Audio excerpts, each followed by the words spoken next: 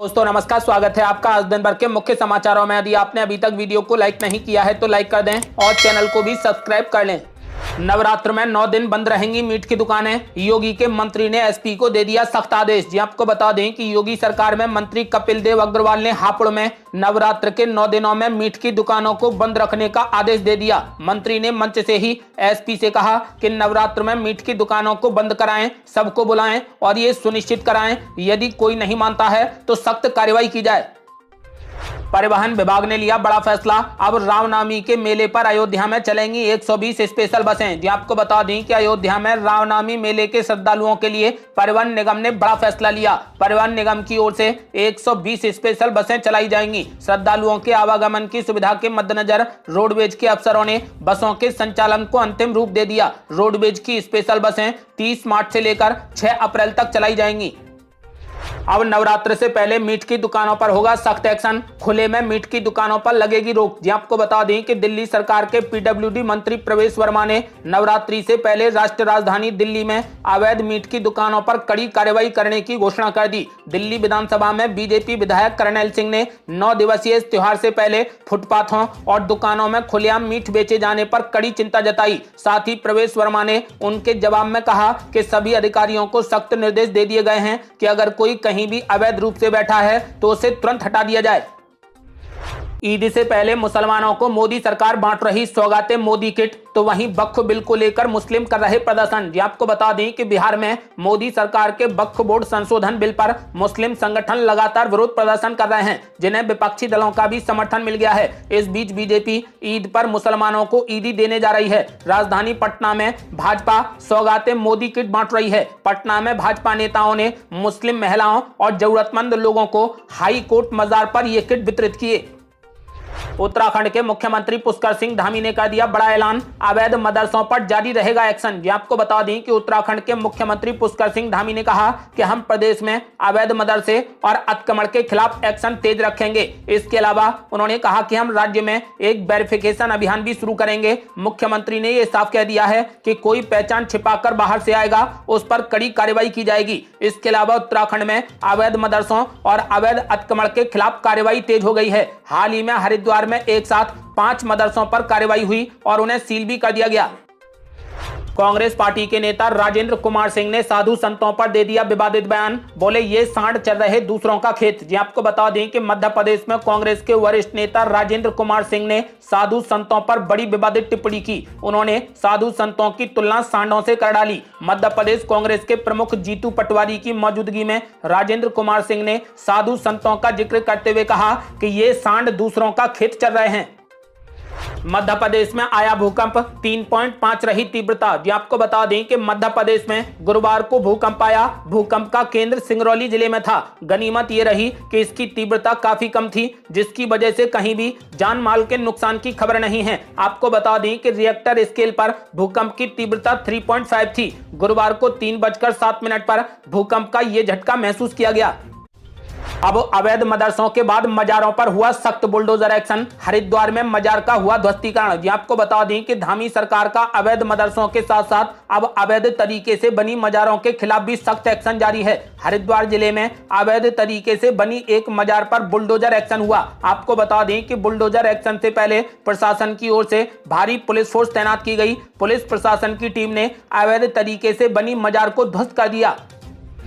मुसलमानों को सौगातें मोदी किट बांट रही भाजपा, तो उद्धव ठाकरे ने बोला जबरदस्त हमला, बोले अब कहां गया बटेंगे तो कटेंगे का नारा। जी आपको बता दें कि मुस्लिम समुदाय के लोगों को ईद पर सौगातें मोदी किट बांटने की योजना पर उद्धव ठाकरे ने भाजपा पर जमकर हमला बोला। उन्होंने कहा कि इससे भाजपा का दोहरा रवैया उजागर हो गया है। ये सौगातें मोदी नहीं है बल्कि सौगातें सत्ता है। उद्धव ठाकरे ने कहा कि इससे भाजपा एक्सपोज हो रही है। उन्होंने कहा कि महाराष्ट्र विधानसभा चुनाव में तो इन लोगों ने बटेंगे तो कटेंगे का नारा दिया था, आखिर अब वो नारा कहां गया।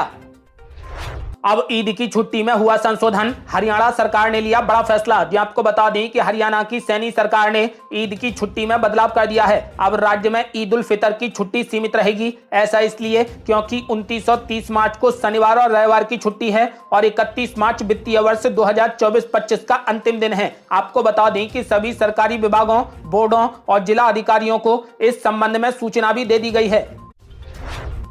अब जनता को लगा महंगाई का झटका। 1 अप्रैल से 4 रुपए प्रति लीटर महंगा हो जाएगा दूध। जी आपको बता दें कि कर्नाटक की जनता को महंगाई का जोरदार झटका लगा है। राज्य में 1 अप्रैल से दूध की कीमतें 4 रुपए प्रति लीटर बढ़ा दी जाएंगी। राज्य के सहकारी मंत्री ने इस बात की घोषणा कर दी। मंत्री ने कहा कि दूध संघों और किसानों के दबाव के कारण कीमतों में वृद्धि की गई है। आपको बता दें कि कर्नाटक में 1 अप्रैल से दूध की कीमत 4 रुपए प्रति लीटर बढ़ा दी जाएगी।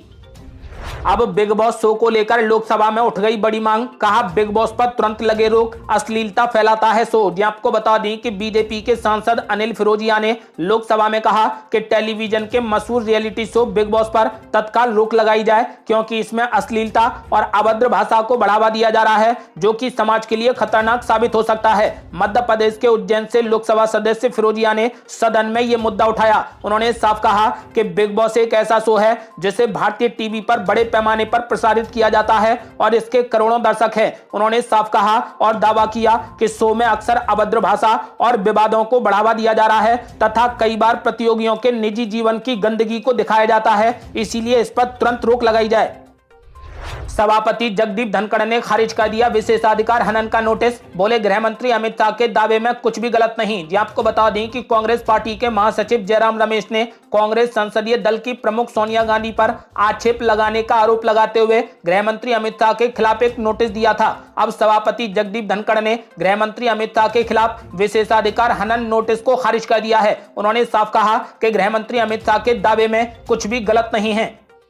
भारत में तेजी से बढ़ रहा रेल नेटवर्क। भारत के इस हिस्से में पहुंच रही पहली रेल सेवा। जी आपको बता दें कि अब कश्मीर घाटी भी पूरे भारत के साथ जुड़ने जा रही है। खबर है कि जल्द ही घाटी में पहली रेल सेवा शुरू हो जाएगी। हालांकि आधिकारिक रूप से इसका ऐलान होना बाकी है। खबर है कि पीएम नरेंद्र मोदी ट्रेन सेवा का उद्घाटन कर सकते हैं, साथ ही वो ही दुनिया के सबसे ऊंचे रेल ब्रिज यानी चिनाब ब्रिज का दौरा कर सकते हैं। ऐसी खबर है कि पीएम नरेंद्र मोदी 19 अप्रैल को कटरा से श्रीनगर के बीच में ट्रेन को हरी झंडी दिखा सकते हैं।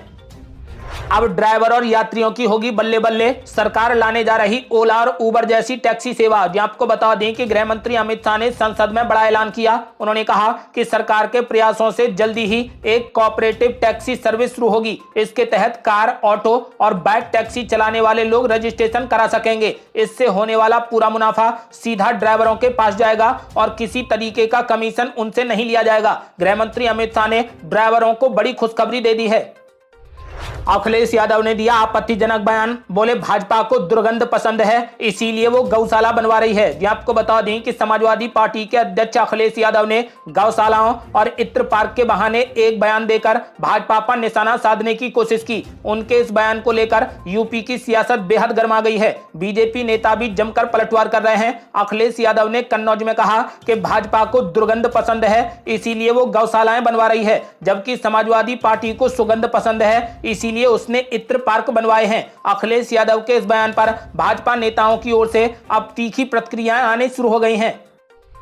हिंदू राष्ट्र को लेकर पंडित धीरेंद्र शास्त्री ने दे दिया बड़ा बयान। बोले बदलेगी दंडात्मक प्रक्रिया, फांसी की होगी सजा। जी आपको बता दें कि इस समय धीरेंद्र शास्त्री मेरठ में हनुमंत कथा का वाचन कर रहे हैं। इस दौरान धीरेंद्र शास्त्री ने बताया कि देश जब हिंदू राष्ट्र बन जाएगा तो क्या क्या होगा। उन्होंने साफ कहा कि भारत के हिंदू राष्ट्र बनने के बाद सनातन धर्म पर उंगली उठाना बहुत ही निंदनीय कृत्य होगा। दंड की प्रक्रिया बदलेगी और फांसी की सजा मिलेगी। उन्होंने कहा कि हिंदू राष्ट्र में सबको रहने का अधिकार होगा, लेकिन जिस तरीके से मुस्लिम देशों में प्राथमिकता मुस्लिम धर्म वालों को होती है, ठीक वैसे ही हिंदू राष्ट्र में भी प्राथमिकता सनातनियों को होगी और गौ माता को राष्ट्र माता का दर्जा होगा।